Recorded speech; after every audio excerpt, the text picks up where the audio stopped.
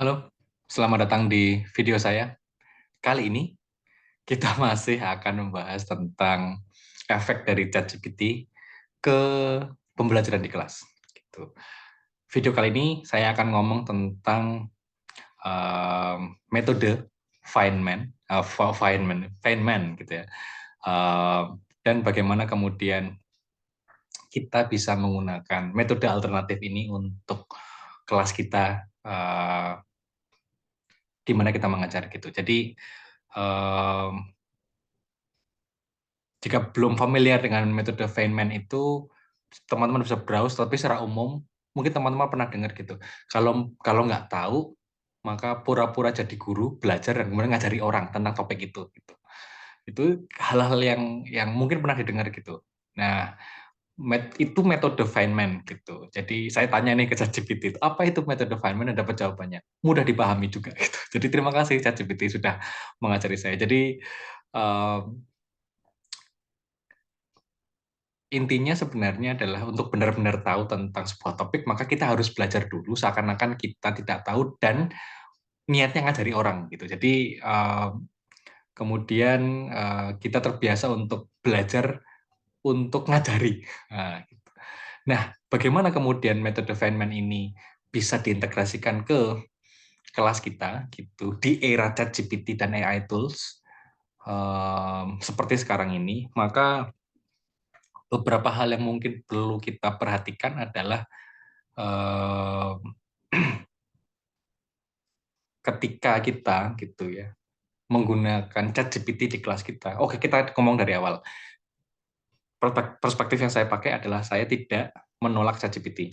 Jadi saya memeluk embracing ChatGPT sebagai bagian dari uh, metode approach atau teknik saya mengajar gitu ya. Tools gitu boleh akan saya gunakan dan integrasikan ke proses pembelajaran yang terjadi di kelas saya misalkan. Dan kemudian saya menggabungkannya dengan metode Feynman ini. Dengan perspektif seperti itu, maka saya menempatkan diri saya sebagai seorang learning navigator. Saya menavigasi proses pembelajaran mereka. Saya bukan teacher gitu, saya bukan lecturer gitu. Karena saya tidak ngajari gitu. Saya tidak menjadi satu-satunya sumber pengetahuan. Mungkin bukan bukan hanya navigator, tapi fasilitator juga boleh gitu. Tapi poin pentingnya adalah kita tidak lagi menjadi satu-satunya orang yang punya pengetahuan tersebut gitu. Jadi kita bisa menggunakan metode ini dengan perspektif tersebut. Nah, model kelas yang cocok itu adalah flip classroom, di mana sebelum kelas kita bisa assign student untuk untuk belajar yang harus mereka bagikan nantinya di kelas ketika bertemu dengan teman-teman yang lain dengan kita gitu. Jadi metode Feynman-nya terjadi. Mereka belajar dulu, kita misalkan bisa kasih video pengantar, kita bisa kasih tugas, kita kasih instruksi bagaimana cara menggunakan ChatGPT untuk assisting mereka gitu. Ketika mereka sedang melakukan metode Feynman ini di kelas kita gitu. Jadi mereka harus belajar dulu, mereka harus bertanya dengan tepat ke ChatGPT, ngobrol dengan tepat dan dapatkan informasi sebanyak-banyaknya. Dan kemudian ketika di kelas kita tidak lagi mengajar, tidak akan ada lagi momen di mana kita akan ngomong banyak di kelas. Yang terjadi di kelas dengan metode flip classroom gitu ya, yang terjadi di kelas ketika kita bertemu semua gitu ya face to face, yang terjadi adalah diskusi, berbagi informasi. Kita bagi pair work atau group work, biarkan mereka berbagi apa yang mereka ketahui tentang topik yang sudah kita assign sebelum kelas gitu, dan biarkan mereka saling mengklarifikasi gitu. Karena saya yakin bahkan ketika mereka bertanya pertanyaan yang sama ke ChatGPT akan generate different responses.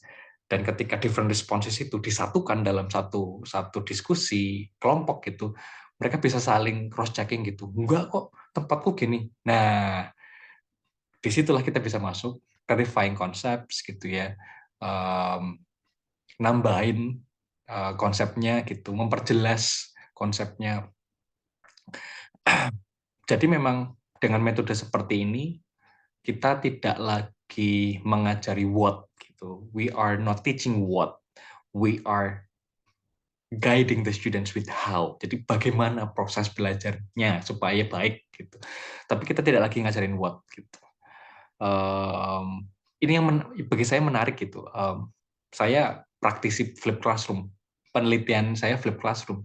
Tapi begitu saya melihat potensi flip classroom, tambah chat GPT, tambah metode Feynman ini kayaknya bisa menjadi salah satu alternatif gitu. Entah bagaimana nanti aplikasinya gitu di kelas secara lebih konkret, tetapi bahwa ini konsep yang menarik, perspektif yang menarik bahwa siswa datang ke kelas itu dengan pengetahuan yang banyak, pengetahuan yang mereka dapatkan dari percakapan mereka dengan ChatGPT.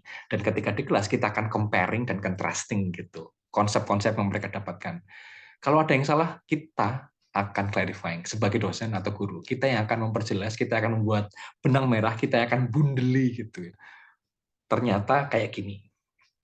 Mungkin tidak bisa dilakukan di banyak konteks gitu ya, karena kan masing-masing mata kuliah punya punya keunikan gitu ya masing-masing, tapi bahwa ini bisa jadi salah satu alternatif dari banyak alternatif pengajaran yang terdampak oleh ChatGPT. Tapi sekali lagi highlight-nya adalah we have to talk more about this gitu. Harus mulai muncul banyak alternatif pendekatan ke proses pembelajaran yang terjadi di kelas kita gitu. Gimana toh gitu merespon ChatGPT, bagaimana toh misalkan embracing ChatGPT gitu, integrating ChatGPT apa ya ke proses pembelajaran kita. Mungkin tidak integrating, infusing ChatGPT ke proses pembelajaran kita gitu. Tapi saya yakin bahwa flip classroom, metode Feynman, atau apapun yang saya diskusikan di video ini bukan panacea gitu ya. Bukan obat segala obat, karena masing-masing konteks kelas, masing-masing dosen, konteks dosen atau guru juga berbeda. Tapi saya yakin itu. Cuma bahwa kita harus mulai ribut, kita harus mulai gaduh ngomong tentang hal ini. Karena semakin banyak good practices yang dibagikan, itu akan memicu banyak good practices yang lain gitu di konteks yang berbeda, dan saya selalu yakin itu. Dan saya tidak bosan-bosannya bikin gaduh sampai awal tahun besok 2023. Kalau belum rame, kita ramein. Mungkin saya yang terlalu berlebihan, tetapi saya punya feeling ini benar-benar ChatGPT dan kawan-kawannya ya, ChatSonic sudah mulai masuk nih trennya, benar-benar akan mengubah bagaimana kita mengajar di tahun 2023, di tahun politik 2024 misalnya, akan sangat banyak mengubah perspektif kita sebagai seorang guru dan dosen. Sebuah pertanyaan reflektif yang lain yang mungkin butuh video yang lain untuk mendiskusikannya. Tetapi kita akhiri video ini bikin pendek.